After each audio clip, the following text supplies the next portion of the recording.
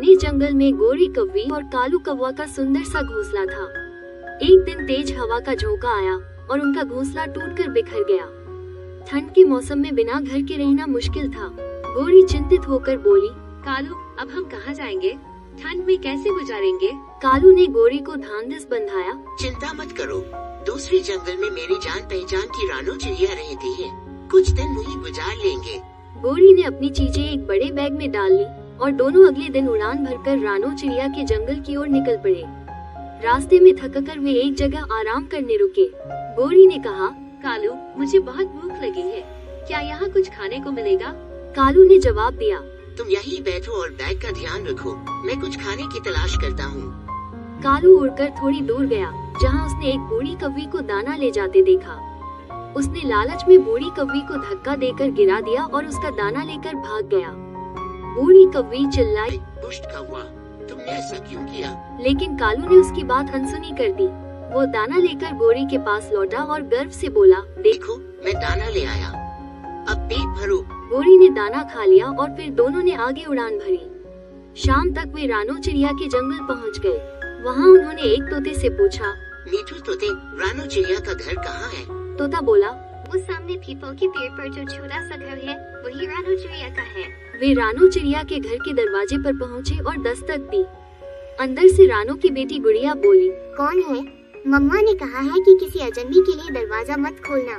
गोरी ने समझाया, हम तुम्हारी मम्मा के पुराने दोस्त हैं। लेकिन गुड़िया ने साफ मना कर दिया, जब तक मम्मा घर नहीं लौटती, मैं दरवाजा नहीं खोलूंगी। रानो चिड़िया जब घर लौटी तो उसने दोनों का स्वागत किया और कहा, मेरा घर छोटा है, लेकिन आप कुछ दिन यहाँ रुक सकते हैं। गोरी ने शिकायत की, तुम्हारी बेटी ने हमें दरवाजा ही नहीं खोलने दिया। रानो ने हंसते हुए कहा, मैंने ही उसे ऐसा सिखाया है, जंगल में चील का खतरा है। अगली सुबह गोरी और कालू जंगल में घूमने निकले। उड़ते उड़ते वे पहाड़ों के पास पहुँचे, जहाँ एक बड़ी चील बैठी थी। चील के पास अनार का पेड़ था। गोरी ने कहा, कालू जी, मुझे उस पेड़ से अनार तोड़ने का बहुत मन कर रहा है। पेड़ के पास एक बड़ी चील बैठी थी। कालू ने चील से पूछा, चील दी, क्या हम इस पेड़ से अनार खा सकते हैं? चील ने कहा, ये पेड़ मेरा है, लेकिन हाँ, तुम एक अनार तोड़ सकते हो। गोरी ने जल्दी से एक अनार तोड़ लिया। दोनों ने अनार खाया, जो बहुत मीठा और लाल था। गोरी बोली, ये तो बहुत स्वादिष्ट है, क्या हम कल फिर से अनार खाने आ सकते हैं? चील ने जवाब दिया, तुम आ सकते हो, लेकिन बदले में मुझे मांस लाकर देना होगा। गोरी और कालू ने वादा किया, हम किसी पक्षी को धोखे से लाकर तुम्हें दे देंगे। दूसरे दिन गोरी और कालू चिड़िया को मांस के लिए चील के पास ले जाने की योजना बनाने लगे।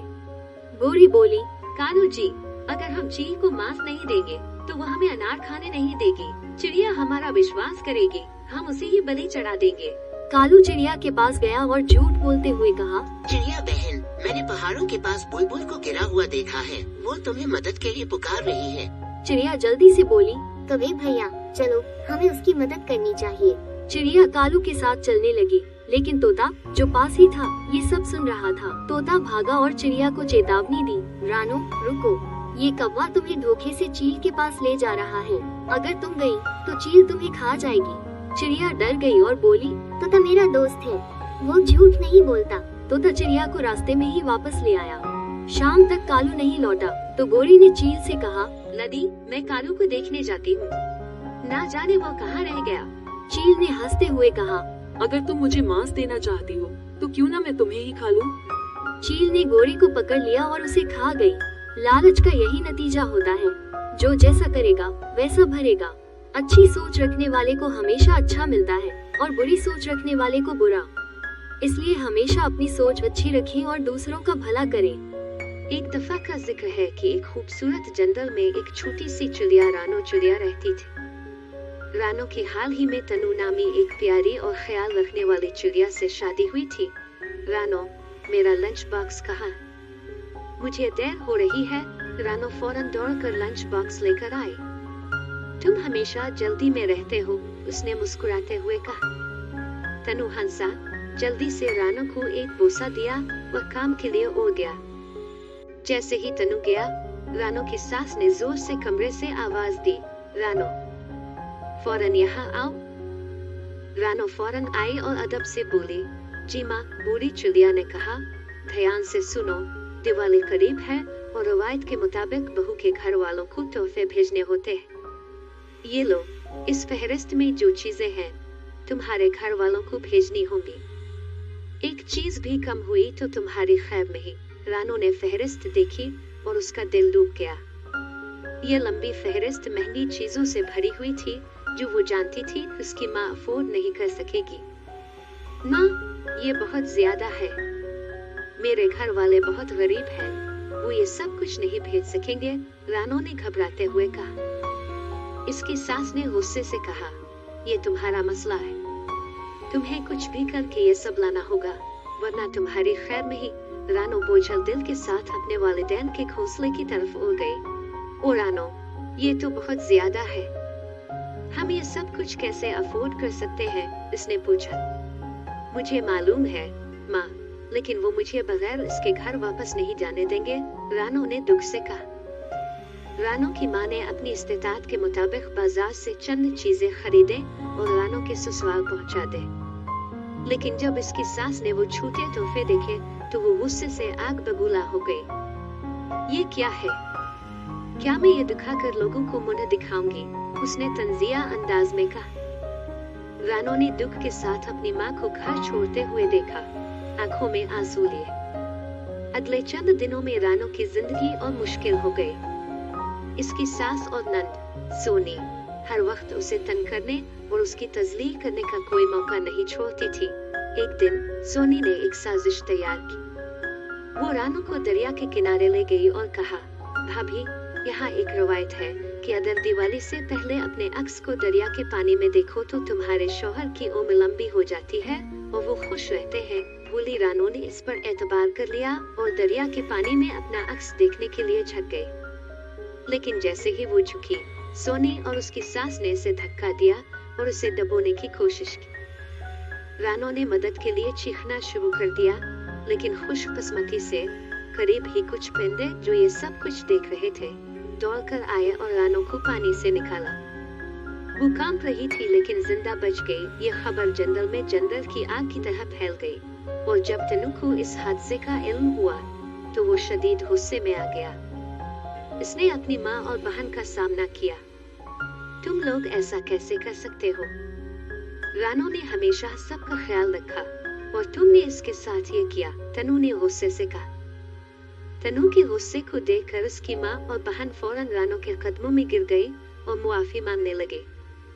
रानो, हमें मुआफ कर दो, हमसे बहुत बड़ी गलती हो गई, उन्होंने रोते हुए कहा। रानो ने अपनी नरमी से उन्हें मुआफ कर दिया, लेकिन तनु ने फैसला कर लिया था, हम ये घर छोड़ कर जा रहे हैं। रानो इससे बेहतर सुलूक की हकदार है और मैं कभी भी किसी को उसे तकलीफ पहुंचाने नहीं दूंगा, उसने ऐलान किया। और इस तरह रानो और तनु ने नया घर बसाया जहां मोहब्बत और खुशी का राज था और वो हमेशा के लिए खुश और खुर्रम जिंदगी गुजारने लगे। और यूं रानो को मालूम हुआ कि नरमी और मोहब्बत मुश्किल वक्त में भी हमेशा जीतती है। एक दफा का जिक्र है कि एक सरसब्ज जंगल में रानो चिड़िया और उसकी दोस्त गोरी, जो एक सफेद परिंदा थी, अपने घोंसलों से खाने की तलाश में निकले। सुबह से मूसलाधार बारिश हो रही थी और खाना ढूंढना मुश्किल लग रहा था। गोरी ने कहा, रानो, आज बारिश बहुत जोर से हो रही है, आओ हम एक वादा करते हैं कि जो भी खाना हमें मिलेगा हम उसे बराबर बांटेंगे और जल्दी से एक साथ घर वापस जाएंगे। रानो ने मुस्कुराते हुए कहा, हाँ गोरी, तुम बिल्कुल सही कह रही हो, लेकिन क्यों ना हम अलग अलग समतों में जाएं ताकि जल्दी खाना ढूंढ सके। इस मंसूबे के साथ दोनों दोस्त अलग अलग समतों में अलिफार गए। गोरी एक दरख्त के पास पहुंची जिस पर बहुत सारे अमरूद लगे हुए थे। इसके दिल में लालच आ गया, आज मैं एक अमरूद खा लूंगी और दूसरा कल के लिए रख लूंगी, उसने सोचा। जैसे ही वो अमरूद तोड़ने लगी, रानो ने इसे दूर से देख लिया। अरे गोरी, लगता है तुम्हें कुछ मिल गया है, जरा रुको, रानो ने खुशी से कहा। गोरी घबरा गई और जल्दी में अमरूद इसके हाथ से फिसलकर दरिया में गिर गए। गोरी को बहुत दुख हुआ, लेकिन वो छुपाते हुए बोली, ओ रानो, मैं तो बस खाना तलाश कर रही थी, तुम सही वक्त पर आ गए हो। रानो, जो गोरी की नियत से बेखबर थी, मुस्कुराते हुए बोली, चलो मैंने एक आम पाया है, हम उसे मिलकर खाते हैं और फिर मजीद खाना तलाश करेंगे। आम बांटने के बाद वो दोनों फिर से खाना तलाश करने निकल गए। अचानक गौरी को एक बहुत बड़ी बेल नजर आई, इस पर खरबूजे लगे हुए थे। ये बेल तो बहुत बड़ी है, शायद मेरी किस्मत में कोई खरबूजा हो, गौरी ने सोचा।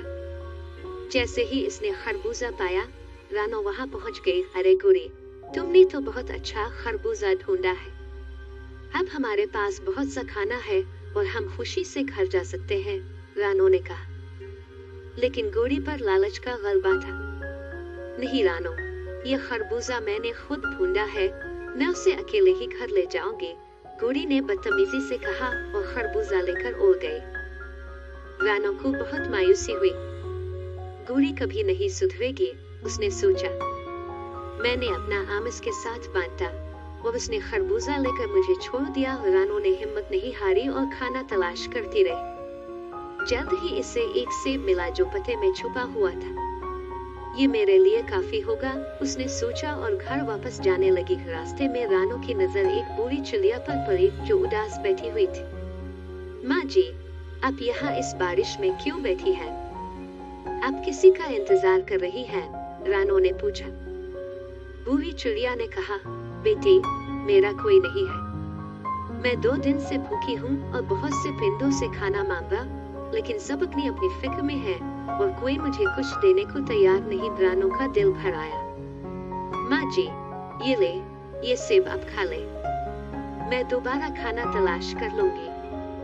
आप फिक्र ना करें, रानो ने कहा। बूढ़ी चिड़िया की आंखों में आंसू आ गए। बेटी, खुदा तुम्हें सारी खुशियाँ दे, रानो दिल में खुशी महसूस करते हुए आगे बढ़ी। थोड़ी देर बाद इसने कुछ बैलों पर फलियां देखी।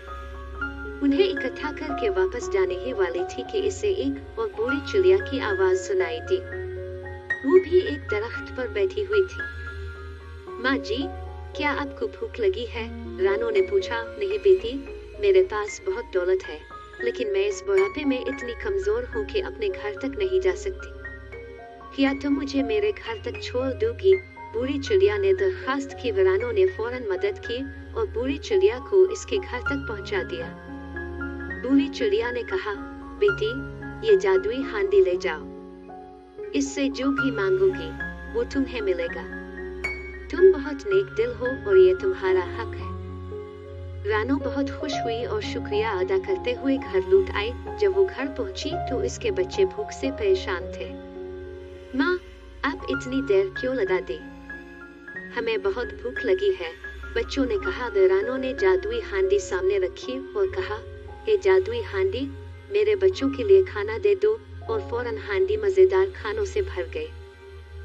अगली सुबह रानो ने बहुत सारे परिंदों को खाना बांटा, लेकिन गौरी के घर नहीं गए। जब गौरी को पता चला तो वो दौड़ती हुई रानो के पास आई और कहा, रानो, तुमने सबको खाना दिया, लेकिन मुझे कुछ नहीं दिया। जल्दी से मुझे भी खाना दो, रानो ने सुकून से जवाब दिया। गौरी, याद करो, इस दिन तुम खरबूजा लेकर उड़ गई थी। मैंने तुम्हारे साथ खाना बांटा था, लेकिन तुमने सिर्फ लालच दिखाई। अब तुम्हें कुछ नहीं मिलेगा। रानो ने दरवाजा बंद कर दिया और गौरी अपने बुरे रवैये पर पछताती रह गई।